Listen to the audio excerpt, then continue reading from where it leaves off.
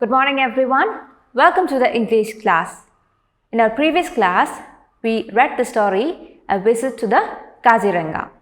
I hope you all read the story again. Now, today, let's discuss a few exercises from the chapter. So all of you please take your English reader and turn to page number 101. Now, the first exercise is reading comprehension. Let's read the first question. Tick the correct option.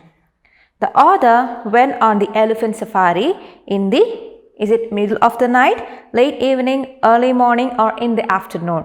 It was early morning. So you have to tick that option. Now the next one, when they set out, the author could hear only the, is it elephants, rhinos, rustle of the grass or tigers? So there is a line in the story. It says, the silence is mesmerizing except for the rustle of the grass. So, the correct option here is rustle of the grass.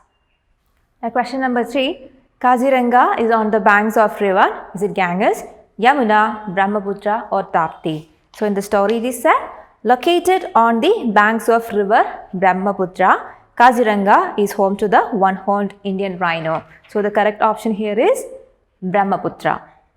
The fourth one, the sanctuary is divided into dash zones. Say 3 zones or 10 zones or 5 zones or 4 zones. So, it is said in the story, stretching over 400 square feet of area, the sanctuary is divided into 4 zones. So, the correct answer is 4. Now, fifth one. The fifth question is, rhinos eat. Is it smaller animals or plants and smaller animals or mushrooms? So, there is a line, my naturalist explains that they are vegetarians. So, what is the correct answer? It is plants.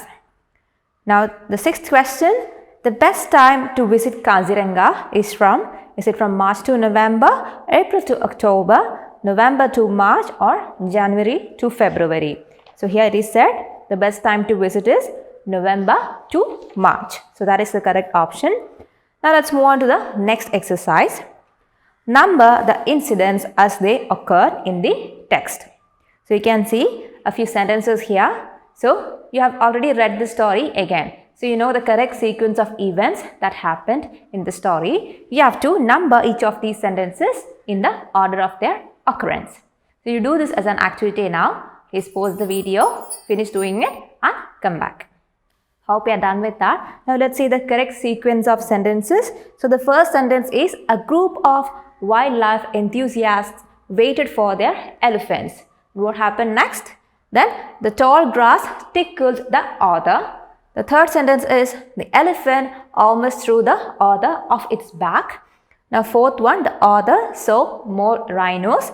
The fifth one, the author wanted to take in the beauty of the evening sky. So I hope you got the sequence correct. Now let's see the next section. Read these sentences and answer the questions that follow. And the first question is, the experience was almost surreal. Part A, which experience is the author talking about? So the experience of going on an elephant safari early in the morning to see rhinos at Kaziranga is described as surreal. Now the next one, part B, why does she call it surreal? So the answer is, the writer calls it surreal because it was still dark and there was silence all around except for the rustle of dry grass. Now part C, what interrupted this surreal experience? So what interrupted? The surreal experience was interrupted as they came face to face with a rhino and their elephant stopped moving. Now, question number 2. As I reach out for my camera, the silence is shattered. Part A, what silence is being spoken of? The silence refers to the moment when a rhino suddenly appeared in front of them and their elephant stopped in its tracks. Let's see part B. How is the silence shattered? The silence is shattered when the rhino charges at the elephant who in turn storms forward with a loud trumpet, almost drawing the author down. Now let's see part C. What happens thereafter? The mahout deftly managed the situation and calmed the elephant while the rhino rushed into the grass and disappeared in the mist. So I hope you are clear with all the questions we discussed here. Now let's see part D. Answer these questions. The first one, why does the author say that she would have preferred jeeps for the safari? Why do you think the writer preferred jeeps for safari? The author said she would have preferred jeeps for the safari because she did not feel very secure on elephant back. She had a feeling that going on elephant safari is not that safe. Now question number 2, write in brief the incident that makes the author feel that we chase and become the chased. Let's read the answer. The incident that made the author say these words happened in the evening when they went on a jeep safari. As they rounded a sharp turn, a tusker ahead of them charged. They heard a loud trumpet and stopped the jeep. Soon, they saw about a dozen elephants who seemed to be agitated. Soon, they surrounded their jeep, leaving them with no choice but to reverse and take another route. The elephants had chased them away. I hope you are clear with the answer. Let's move on to the next one. Think and answer. So there is one question given there. The wildlife and the forests are the true citizens of the planet. Do you agree? Give reasons for your answer. So this one, you have to give a thinking. Think about this. Who this planet belongs to for real? The wildlife and the forest are the true citizens of the planet. A statement is given there. What do you think about this?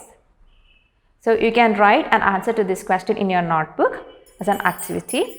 Please pause the video, finish writing the answer and then come back. Hope you are done with that question. Now let me share my thoughts on this question. It is true, I think it is true that wildlife and the forests are the true citizens of the planet. They were created long before human beings inhabited the earth.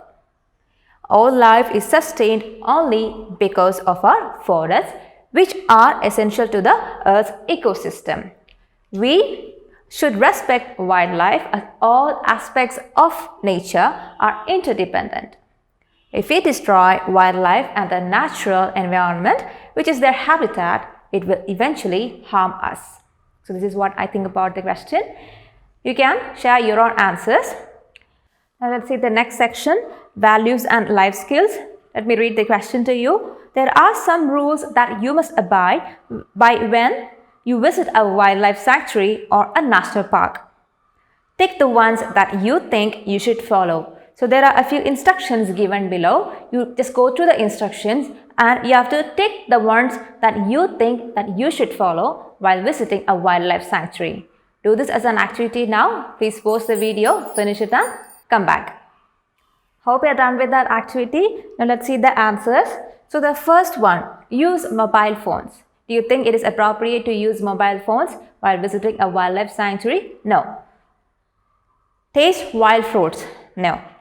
Wear bright clothes? No, it's not a good idea to wear bright colored clothes while visiting a wildlife sanctuary because it may agitate a few animals.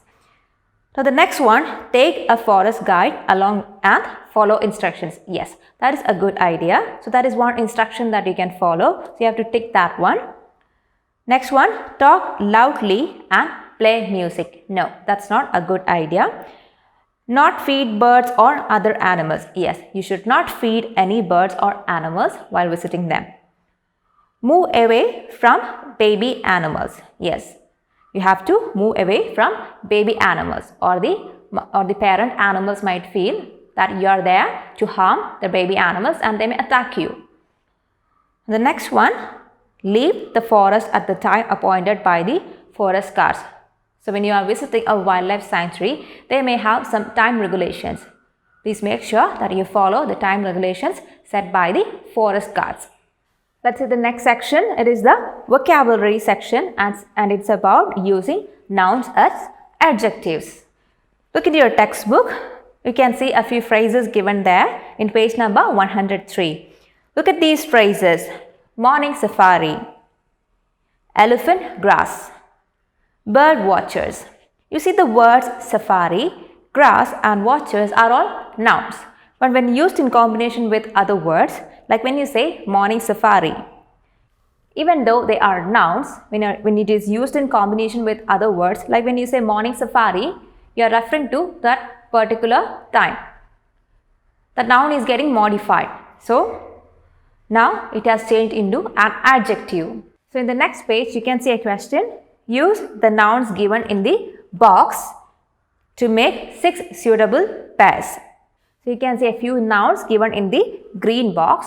You have to choose the correct pairs or correct matches so that the nouns will be used as adjectives. You can do this as an activity now. Please pause the video, finish it and come back. Hope you are done with that. Now, let's discuss the answers. The first one, you see the words ticket and counter. So, you can use that as a combination. Ticket, counter. The next one is wildlife enthusiasts. The next one is jeep safari. Fourth one, elephant back. Fifth one, water birds. Sixth one, night expedition. I hope you got all the answers correct and that all the questions and answers are clear to you. Now, we'll see the rest of the exercise in the next class. So, that's all for today. We'll meet you in the next class. Till then, bye.